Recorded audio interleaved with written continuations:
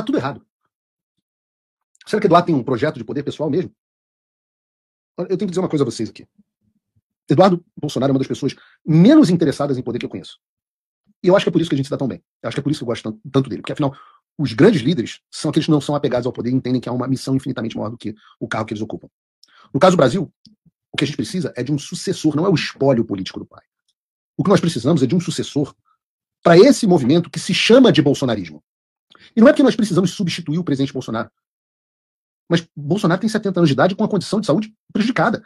A presidência da República suga a vida de uma pessoa de forma inimaginável. Tem aquela famosa foto do Obama, né? O antes e depois dele chegar à presidência dos Estados Unidos.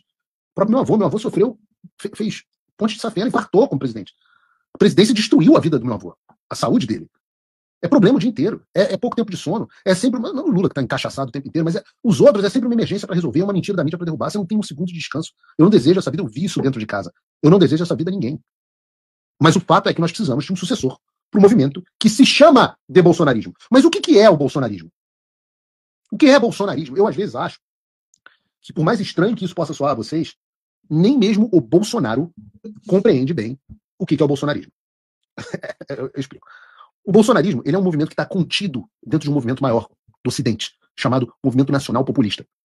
O Bolsonaro e o bolsonarismo são a face brasileira desse fenômeno, que é um fenômeno global. Então, nos Estados Unidos, a gente tem, obviamente, o maior nome disso, que é o Donald Trump. No Reino Unido, a gente tem o Nigel Farage. Na Hungria, a gente tem o Viktor Orbán. Em Portugal, a gente tem o André Ventura e o Chega. Na Espanha, a gente tem o Santiago Abascal, o Vox. Na Itália, a gente tem a Meloni. Na Argentina, a gente tem o Milei. E, de fato, no Brasil, não há ninguém que simbolize esse movimento melhor do que o presidente Bolsonaro, com toda aquela simplicidade dele. O contato direto com o povo, a franqueza, o movimento nacional populista é muito autêntico, o Bolsonaro é muito autêntico, a forma de se comunicar, a forma de se conectar com o povo. Se conectar com a pessoa comum. Gente que nunca teve interesse em política, que passou a amar a política e amar o presidente Bolsonaro. Isso é dele, isso é Deus, colocou a mão nele e falou assim, é você. Mas a natureza do nosso movimento é, acima de tudo, um movimento anti. Não um movimento propositivo, ele é um movimento anti-algo. Ele é um movimento anti-sistema, ele é um movimento de rebelião, de revolta. Ele é a revolta de você, a sua revolta, a revolta das pessoas comuns contra uma elite. Que é muitas vezes uma elite financeira, que é, por exemplo, a Faria Lima, uma elite intelectual e acadêmica, as universidades, os pseudocientistas, né, as cartinhas da USP e não sei o quê. A elite midiática, a velha mídia, representada aí especificamente pela Globo News. E uma elite política. Uma elite política, o centrão, o establishment. Todas essas pessoas que montaram um esquema de poder que só beneficia a elas, que não enquanto você paga a conta e se ferra. Que propõe algo que nós reconhecemos como, na maioria das vezes, demoníaco. Ora, na política, o movimento nacional populista, que no Brasil é o bolsonarismo, é uma revolta contra isso daqui, ó. Essa é a revolta, é isso que nós somos. Nós somos uma revolta contra isso. Essa foto explica melhor do que ninguém contra o que a gente luta. O que é isso? São 3 caras que não têm voto decidindo o destino e o futuro de um país inteiro. A última eleição em que o Temer participou sendo votado de forma direta foi em 2006, 2020 anos atrás, quando ele foi o deputado menos votado, o menos votado, do MDB de São Paulo.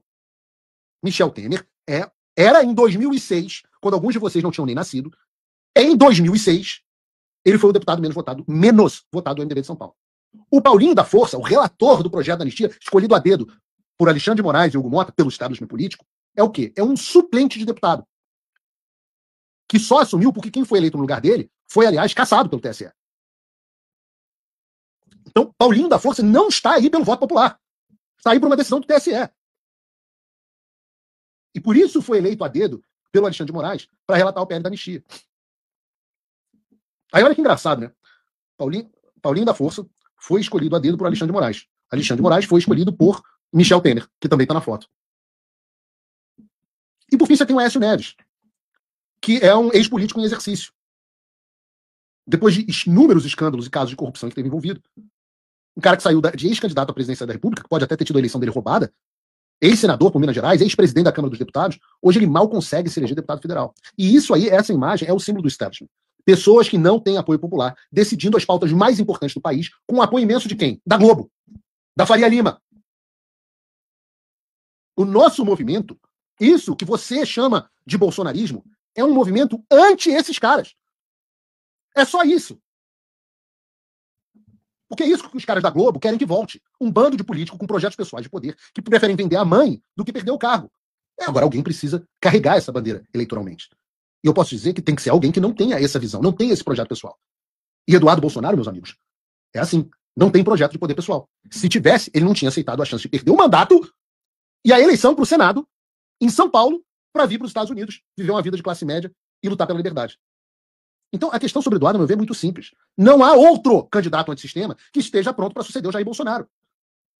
O meu entusiasmo, que foi precoce, mas válido e verdadeiro, e se mostrou bem fundamentado em relação ao Eduardo Bolsonaro, é justamente porque eu tenho o privilégio que vocês não têm de conhecê-lo pessoalmente há anos e saber que ele é uma pessoa simples, razoável e com uma visão estratégica aguçada. Agora, há pouco de manhã eu estava em reunião